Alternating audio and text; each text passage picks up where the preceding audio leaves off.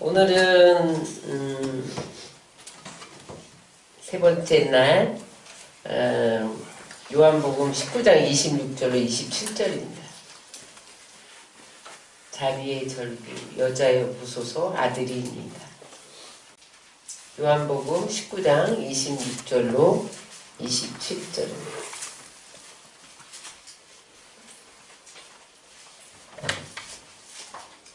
다 같이 한 목소리로 읽겠습니다. 예수께서 그 모친과 사랑하는 제자가 곁에 서 있는 것을 보시고 그 모친께 말씀하시되 여자여 보소서 아들이니이다 하시고 또 그 제자에게 이르시되 보라 내 어머니라 하신대 그때로부터 그 제자가 자기 집에 모시니라. 아멘. 제가 어제도 잠깐 말씀드렸지만 제가 교통사고로 수술을 받은 적이 있는데 그때 많은 사람들이 새벽 기도 가다가 이 교회 거의 가까운 곳에서 차가 사고가 났기 때문에 온 성도가 그 새벽에 쏟아져 나왔죠. 병원으로 다 달려와서 이 사람이 도대체 뭐하는 사람인데 이 새벽에 4시 반에 이 수천 명이 달려오냐 막 이래서 병원에서 비상이 걸렸다 그래요. 그런데 그 이후에 수없는 사람들이 찾아왔는데 여러분 아플 때는 그 사람들의 위로가 되지 않습니다. 그 사람들 말이 무슨 말인지 기억이 안 나요. 사람은 자신이 고통 가운데 있을 때 남을 배려하기가 어렵습니다. 오늘 예수님은 죽음을 눈앞에 두고 마지막 십자가에서 죽어가면서까지 남을 생각하신 분, 육신의 어머니를 염려하고 계신 그 장면이 오늘 본문 말씀입니다. 오늘 가상칠언의 세 번째 주제인데 오늘 19장 26절에 27절에 보면 그 예수님이 자기 육신의 어머니 마리아를 자기 제자 요한에게 부탁하는 장면이 굉장히 동양적이에요. 이스라엘의 그 문화와 풍습과 역사가요 아주 동양적입니다. 우리나라와 비슷한 풍습이 너무 많아요. 그래서 예수님이 십자가에서 돌아가시면서까지 효를 강조하셨어요. 자기가 이 세상을 떠나면 의지할 곳이 없는 어머니를 제자 요한에게 봉양해 줄 것을 부탁하면서 요한은 어머니의 아들이 되고 어머니는 요한의 어머니가 되도록 그렇게 부탁하는 장면입니다. 그래서 맏아들로서의 도리를 다한 아름다운 모습을 볼 수가 있습니다. 근데 오늘 우리가 이 효에 대해서 더 이해를 하려면 하나님의 어머니였던 예수 마리아, 하나님의 어머니였어요. 마리아와 예수님 사이의 특별한 관계를 살펴봐야 더 이해가 됩니다. 우리 효자 예수님에 대해서 살펴볼 때 그 모정의 세월을 한번 돌아보아야 되는데 여기 바로 앞절에 19장 23절로 25절에 보면요. 로마 군인들이 예수님을 십자가에 못 박으면서 옷을 나누어 가지는 장면이 나와요. 유대인들은 그 입는 옷이 5기스로 되어 있어요. 23절에 보면 4등분해서 하나씩 나누어 가져요. 그러니까 한 개의 옷을 4파트로 찢었다는 거예요. 그런데 이때 속옷이 남았는데 그 속옷은 통째로 이렇게 통으로 짠 거예요. 호지 않고, 그러니까 솔기가 없는 통옷이에요. 군인들이 이 속옷은 누가 가질 것인가? 이제 4깃은 나눠 가졌잖아요. 하나 남았는데 이건 통으로 짰기 때문에 나눌 수가 없는 거예요. 제비뽑기 하자 이렇게 말하고 있을 때 예수님이 마리아를 향하여 여자여 보소서 아들입니다 이렇게 말을 건네요. 우연이 아닙니다. 속옷은 대개 어머니가 아들에게 지어주는 옷이에요. 그래서 전설에 의하면 예수님이 마지막 십자가에 달리기 위해서 집을 떠날 때에 마리아가 이 속옷을 만들어서 입혔다는 거예요. 근데 그 속옷이 수의가 됐죠. 근데 그때에 그 속옷을 나누어 가지려고 로마 군인들이 의논하고 제비 뽑자 막 그렇게 할 때 여자여 보소서 아들입니다. 이 말 속에는 그 어머니가 베풀어준 그 사랑이 가슴 깊이 저미어 오면서 다가왔던 거죠.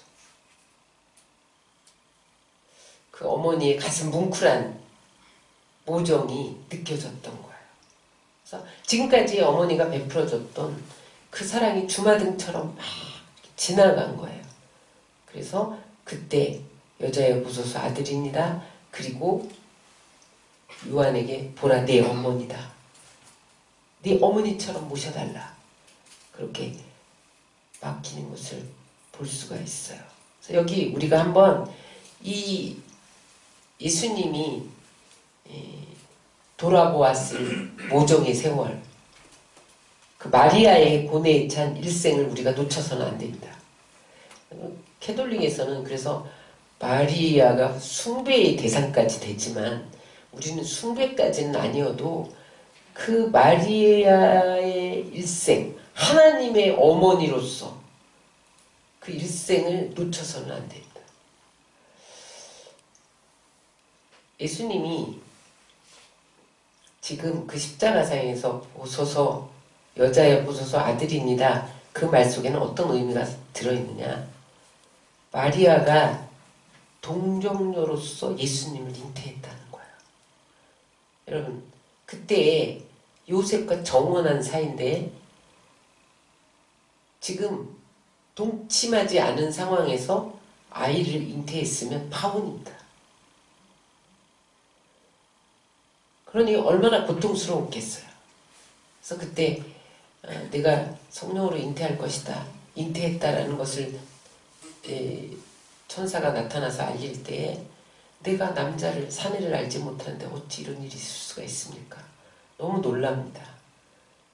그러나 그는 예수님을 잉태할 때부터 나는 남다른 운명이라는 것을 알아차렸던 거죠. 나는 육신의 예수의 어머니가 아니라 하나님의 어머니가 될 수밖에 없다는 것을 알았던 거예요. 그 이후에 예수님을 동정녀로서 잉태하고 그 마리아의 생애는 고난으로 점철된 그러한 생애를 걸어갑니다.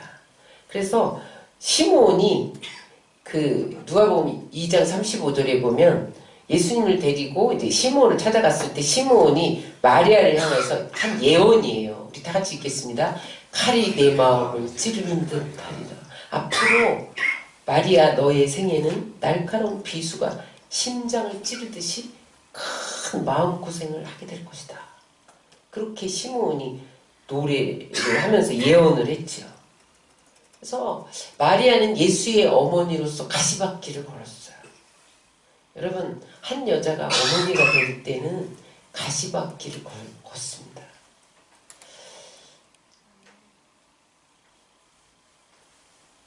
그런데 당장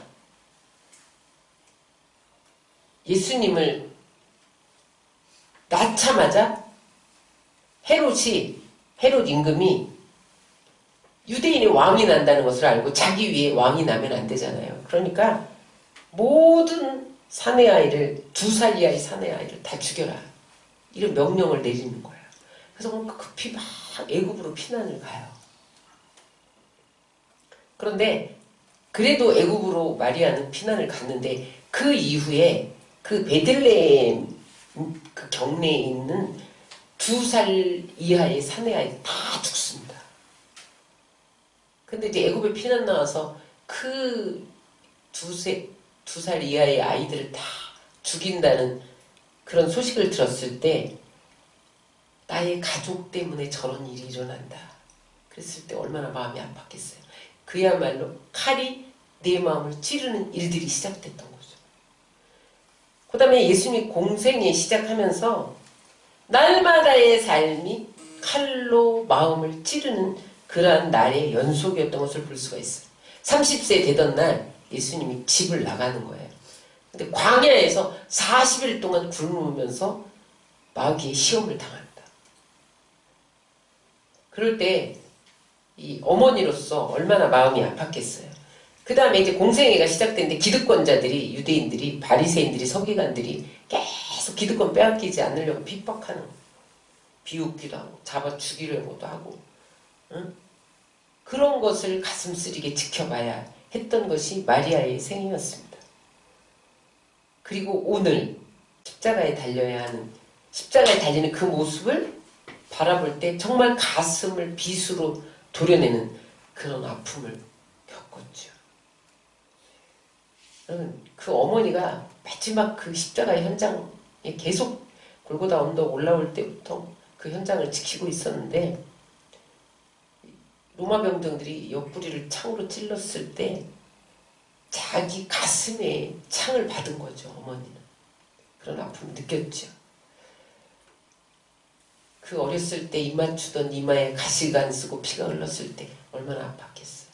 아장아장 걸을 때부터 손잡고 걸었던 그 귀여운 손에 대못이 박힐 때 얼마나 가슴을 찌르는 듯한 시므온의 예언대로 그런 아픔을 느끼고 총갈래 망갈래 찢어졌겠죠. 아들이 십자가에서 찢어지는데 하늘도 땅도 다 무너졌을 거예요. 아마 마음에 피멍이 들었을 거예요.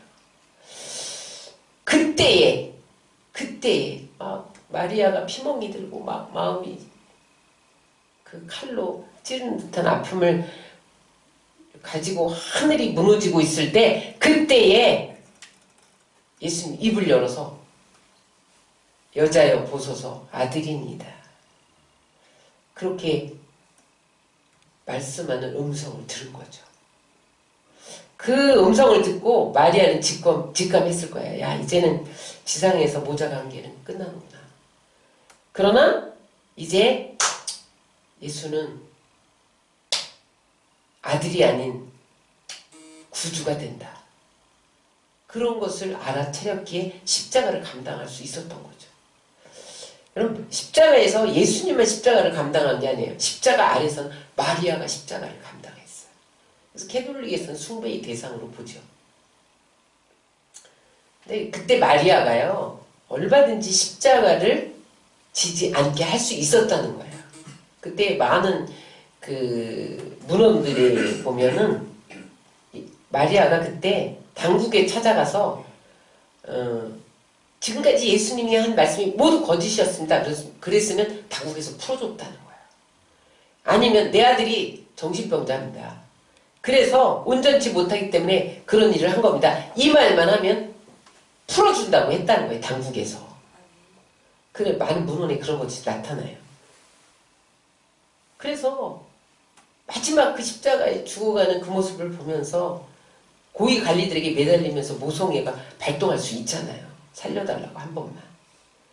그런데 하나님의 아들로서 인류를 구원하기 위해서 이 고난을 통과해야만 한다는 것을 같이 겪었다는 거예요. 마리아가 같이 겪었다는, 가슴 깊은 곳에서 그 마음을 찌르는 그 아픔 속에서 그 육신의 모정을 구세주에 대한 믿음으로 바꿨다는 거죠. 그래서 여러분, 골고다 언덕에서 위대한 믿음으로 예수 그리스도의 최후를 지켜본 마리아의 모습을 우리는 놓쳐서는 안 됩니다. 그런데 오늘 두 번째 우리가 살펴보아야 될 것은 효자 예수입니다. 예수님은 인류 최대의 효자였어요. 하늘 아버지께 죽기까지 순종한 효자, 땅의 어머니 마리아에게까지 마지막 죽는 순간에 제자에게 부탁하면서 효성.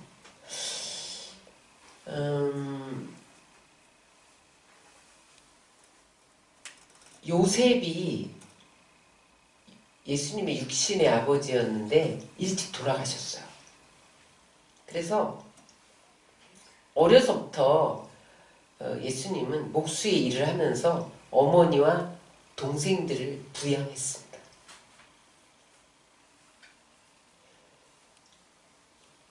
그런데 오늘 십자가에서 내가 떠나면 누가 부양하냐는 거야. 뭐 동생들도 있었죠. 근데 동생들이 철부지였고 신앙적으로 돈독하지 못했어요. 그러니까 믿음직한 자기 사랑하는 제자 요한에게 맡겼던 거죠. 근데 오늘 여기 특징이 뭐냐면 예수님을 어머니요 이렇게 부르지 않고 여자요 이렇게 불렀다는 거예요. 헬라어로 여자여는 기나이 이렇게 부르는데 우리는 아유 무슨 어머니한테 여자여 저런 불손한 말 같은데 그렇지 않고 그때에 우리나라에서 표현할 말이 없어서 그냥 직역한 거기 때문에 여자에 대한 극존칭으로 사용한 겁니다. 여자예요. 그런 오해는 없어야 되고요. 근데 이런 표현을 쓴 이유가 뭐냐면 지금까지는 인간적으로 어머니와 아들의 사적인 관계였다는 거예요. 그런데 이제는 그게 아니라 하나님의 아들 구세주와 그의 백성이라는 공적 관계로 달라져야 한다는 것 때문에 여자여 이렇게 표현을 했다는 거예요. 육신의 어머니, 평소에는 어머니라고 불렀죠. 십자가상에서 여자여라고 부른 것은 이제는 육신의 어머니와 아들 사이가 아니라는 거예요. 하나님의 구원을 계획을 이루기 위한 그런 도구로서의 구세주와 그 백성의 공적인 관계로 어머니의 관계가 들어갔다. 그것을 의미하기 위해서 여자여 이런 표현을 썼다는 거죠. 그래서 육신의 어머니로서 그냥 사용당한 도구에 불과한 마리아에게도 예수님은 구주였던 거죠. 자기 아들이지만. 그래서 여자여라는 표현을 쓴 거예요. 그러나 구주였지만 그래도 육신적으로는 할도리를 부모 효의 도리를 다 했다는 거죠. 그래서 십자가는 수직적으로는 아버지에 대한 효고요. 수평적으로는 땅에 있는 어머니의 효를 상징하기도 합니다. 그래서 효의 결정판이 십자가다. 그렇게 말하기도 해요. 그래서 우리 최성규 목사님이 이것에 대해서 깊이 레마를 받고 효대학원도 세웠어요. 효대학원도 세웠잖아요. 여기 성산 효대학원 여기 간석동에 있는데. 그래서 여러분 예수님이 5계명을 실천하신 거죠. 내 부모를 공경하라. 예수님이 직접 실천하셨기 때문에 우리도 이 땅에서 부모에게 효도하면 잘되고 장수한다는 약속이 있죠. 그 안에. 그래서 기독교는 효의 종교예요. 그래서 여러분 나는 하나님만 사랑해. 그리고 육신의 부모를 사랑하지 않는 것은 하나님 사랑하는 게 아닙니다. 육신의 부모도 사랑해야 되고 하나님도 사랑해야 되는 거죠. 그러면 오늘 그 예수님께서 마지막 숨을 거두는 순간까지 육신의 어머니 마리아를 잊지 않았던 이 효자에 대해서 여기에 기록해놓은 우리에게 주시는 메시지가 뭐냐는 거예요. 세 번째, 제자의 책임입니다. 우리가 이제 예수님의 제자인데 제자는 어떤 책임을 져야 돼요? 예수님께서 십자가에 달리실 때 모든 제자들이 도망갔어요. 근데 그때 요한만 남아있었는데 요한도 처음에는 도망갔다가 나중에 그 사랑을 깨닫고 다시 돌아왔어요. 그래서 그 예수님의 유언대로 요한이 예루살렘에서 11년간 마리아를 모셨어요. 그래서 마리아가 몇 세에 소천했냐면 성경 위에 문헌에 보니까 59세에 소천했더라고요. 그때는 많이 안 살았어요. 지금 100세 세대인데 그때 절반밖에 안 살았던 것 같아요. 그래서 59세 소천했고요. 요한이 에베소 교회를 목회할 때도 어머니 마리아를 모시고 갔다고 성경의 문헌에서 그렇게 기록하고 있는 것을 볼 수가 있었습니다. 그래서 끝까지 요한이 또 예수님이 맡겨준 그 책임을 다했다는 게 우리에게 주는 메시지입니다. 그런데 요한이 묵묵히 그 책임을 다 감당할 수 있었던 이유가 뭐냐면 요한복음 13장 23절에 나타나 있습니다. 다 같이 읽겠습니다. 예수의 제자 중 하나 곧 그의 사랑하는 자가 예수의 품에 의지하여 누웠는지라. 이게 뭐냐면 최후의 만찬 석성에서 있었던 일인데 12제자들과 함께 최후의 만찬을 성찬을 떼었죠. 그럴 때 그 떡과 포도잔을 마시면서 요한은요 예수님 품에 의지해서 잤대. 그러니까 가장 사랑받는 제자가 요한이었습니다. 베드로와 야고보와 요한은 수제자였는데 항상 예수님이 가는 곳마다 동행했죠. 그런데 우리는 수제자로 베드로를 떠올려요. 세 사람이 수제자였는데 가장 사랑받는 자는 막내 요한이었습니다. 사도 요한이었는데 그래서 요한 1, 2, 3, 서 요한계시록 이걸 다 요한이 쓰잖아요. 요한이 기록했잖아요. 그런데 요한 1, 2, 3, 서의 주제가 뭐예요? 사랑이에요. 사랑 없으면 그 안에 사랑이 없으면 하나님이 본 자도 아니고 그 안에 하나님이 없는 자라는 거예요. 그래서 끊임없이 사랑에 대해서 이렇게 강조를 하는 것을 볼 수가 있는데 무슨 말이냐? 하나님은 주님의 은혜와 사랑을 받은 자에게 하나님의 일을 부탁하신다. 고린도후서 5장 14절 읽겠습니다. 시작. 그리스도의 사랑이 우리를 강권하시는도다. 우리가 주님의 놀라운 사랑을 받았다면, 주님의 은혜를 받았다면 이제는 주님이 우리에게 맡겨주시는 책임도 감당해야 된다는 거예요. 하나님 왜 우리에게 은혜를 주시느냐? 왜 하나님이 우리를 사랑하느냐? 우리에게 맡길 일이 있으셔서 은혜를 주시고 사랑을 부어주신다는 거예요. 그래서 여러분 그리스도인은 예수님의 대리자입니다. 교회는 예수님의 대리점이에요. 그래서 예수님이 우리에게 맡겨준 일을 감당해야 되고요. 교회는 예수님의 대리점 역할을 감당해야 돼요. 그래서 십자가는요, 우리를 위한 사랑을 표현하지만 또 우리의 은혜, 주님이 우리에게 주신 은혜와 사랑에 대한 책임을 요구하는 게 십자가입니다. 우리는 십자가의 그 사랑만 생각하고 하나님은 우리에게 요구하는 책임에 대해서 지나쳐 버릴 때가 있어요. 그런데 하나님은 십자가의 사랑을 체험한 그 사람에게 반드시 하나님이 일을 맡긴 책임을 주신다는 거예요. 기쁨으로 감당하시기를 주의 이름으로 축원합니다. 그러면 요한에게 마리아를 맡겼듯이 어머니로 맡겼듯이 우리에게 이 땅에서 맡긴 것이 무엇이냐를 우리는 묵상해야 된다는 거예요. 그래서 누가복음 14장 27절에 보면 다 하나님이 십자가를 맡기셨다는 거예요. 다 같이 읽겠습니다. 시작. 누구든지 자기 십자가를 지고 나를 쫓지 않는 자도 능히 나의 제자가 되지 못하리라. 여기 우리에게 하나님이 십자가를 지어주셨다. 그러면 아유 고난스럽고 무겁고 막 이렇게 생각해. 그게 아니라 내가 너를 위해 십자가를 져서 사랑을 베풀었으므로 너도 내가 맡겨주는 일 좀 감당해줘. 이게 십자가예요. 요한에게는 마리아가 십자가였죠. 예수님의 어머니가 자기 십자가였는데 그 십자가를 끝까지 감당합니다. 정말 어머니처럼 모시죠. 59세 돌아갈 때까지. 여러분 자기 아들들도 있는데 요한이 그 예수님의 친동생, 육신의 친동생들도 많았잖아요. 나중에 야고보 같은 경우에는 나중에 뭐 예루살렘 감독도 되고 이렇게 믿음의 성장을 하기는 해요. 그런데 보세요. 육신의 아들에게 맡기지 않고 예수님이 자기가 가장 사랑하는 제자에게 맡겼다. 주님의 일은 아무에게 안 맡깁니다. 하나님 사랑에 맡겨주는 거예요. 그러면 여러분들에게 오늘 누가 마리아가 있다는 거예요. 여러분들에게 마리아가 누굽니까? 로마서 8장 17절 18절 읽겠습니다. 시작. 자녀이면 또한 곧 하나님의 후사여 그리스도와 함께한 후사니 우리가 그와 함께 영광을 받기 위하여 고난도 함께 받아야 될 것이니라. 이게 신앙의 원리의 공식입니다. 우리는 하나님 영광만 주세요. 축복만 주세요. 많이 주세요. 더 영화롭게 해주세요. 이것만 구하는데 그것도 아니고 고난도 함께 받아야 된다는 거예요. 이 고난이 뭐 질병에 걸리고 저주 관계 비극거림 이런 거가 아닙니다. 이 고난은 하나님이 우리에게 맡겨주신 직분, 일, 그 십자가 때문에 받는 고난이라는 거예요.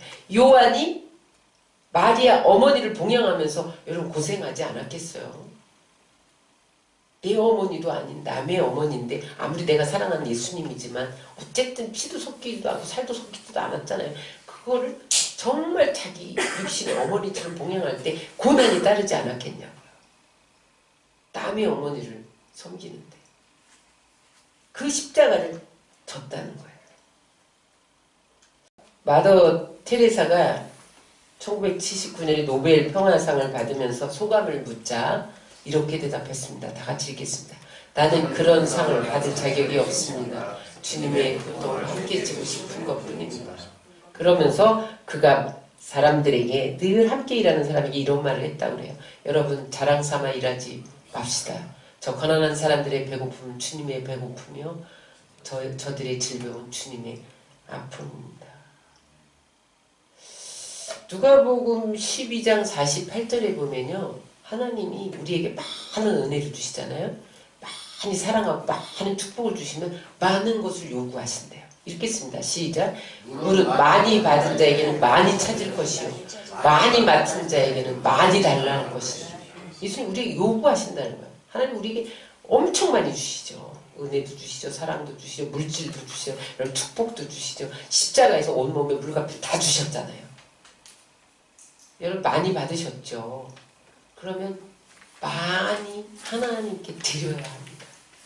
하나님 많이 요구하신다. 내가 많이 달라고 할 거야. 내가 많이 주는 이유가 있어. 내가 많이 찾을 거다. 내가 많이 달라고 할 거야. 그래서 여러분 많이 받는 자는 상벌의 가능성이 모두 크다는 거야. 상도 크고 벌도 크다는 거야. 많이 받았는데 하나님이 찾을 때 안 내놓으면 벌이 크다는 거야. 많이 받았는데 하나님이 많이 내놔 그랬을 때 안 주면 하나님 책임을 묻는다는 거예요. 요한은 제자 중에서 가장 사랑을 많이 받았기 때문에 가장 귀한 어머니를 맡겼다는 거죠. 오늘 우리가 예수님의 대리자로서 교회가 예수님의 대리점으로서 해야 할 일은 딱 두 가지입니다. 우리의 책임은 두 가지입니다. 예수님이 명령한 게 있는데 Great Commandment가 있고 커미션이 있어요. 계명과 명령이 있어요. 하나님은 우리에게 지상 계명을 주셨어요. 그 계명이 위대한 계명이라고도 말하는데 사랑의 계명입니다. 마태복음 22장 37절로 40절입니다. 다 같이 읽겠습니다. 시작. 예수께서 이르시되 내 마음을 다하고 목숨을 다하고 뜻을 다하여 주 너희 하나님을 사랑하라 하셨으니 이것이 크고 첫째 되는 계명이요 둘째도 그와 같으니 내 이웃을 내 자신과 같이 사랑하라 하셨으니 이 두 계명이 곧 율법과 선지자의 강령입니다. 여러분 10계명을 여러분들이 다 지키시지 못하죠.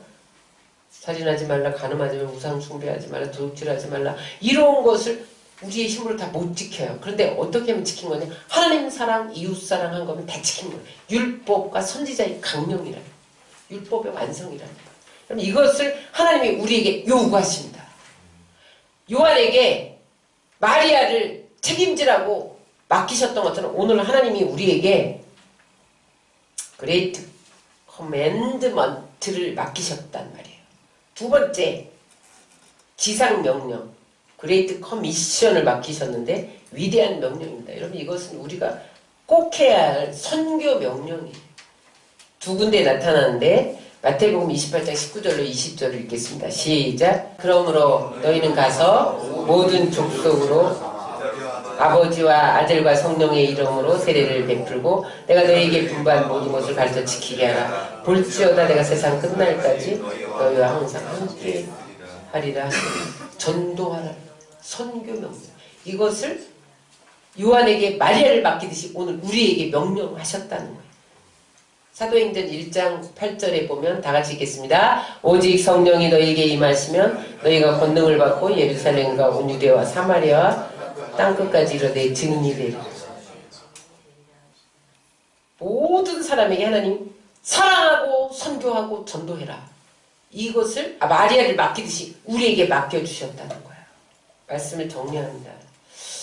미국에서 신앙을 갖는데 가장 긍정적인 영향을 미친 사람이 누구냐 이런 것을 조사했을 때 나이와 성과 교파를 초월해서 언제나 한 가지라고 한 가지로 대답했는데 나의 어머니라는 대답이었어. 어머니는 우리의 신앙뿐만 아니라 우리 인격에 가장 큰 영향을 미친 분이고 죽을 때에도 가장 많이 외치며 죽는 이름이 어머니입니다. 예수님도 육신의 어머니를 이렇게 중요시해서 마지막 십자가에 달려 돌아가는 그 순간까지도 마리아의 안부를 걱정하며 가장 사랑하는 제자에게 어머니를 부탁하며 육신의 부모에게 효를 다했다고 볼 수가 있어요. 이 고난주간에 십자가에 못 박혀 죽으면서 예수님의 마음을 전했던 그 중에 하나가 효도하라는 명령입니다. 효도는 해도 되고 안 해도 되는 게 아니라 꼭 해야 할 때 계명인 거예요. 명령한 계명인 거예요. 꼭 해야 되고요. 또 하나 마찬가지, 또 하나 우리에게 하신 명령은 뭐냐면 요한에게 모친 마리아를 맡긴 것처럼 나에게 우리에게 무언가 맡긴 것이 있다는 거예요. 이 고난주간에 여러분 그것을 묵상하시기 바랍니다. 그래서 그 책임을 다하고 순종하는 것이 하나님께 대한 효라는 거예요. 그래서 하늘의 상을 받으시고 이 땅에서 기쁨과 보람을 누리는 그러한 삶을 사시기를 주의 이름으로 축원합니다.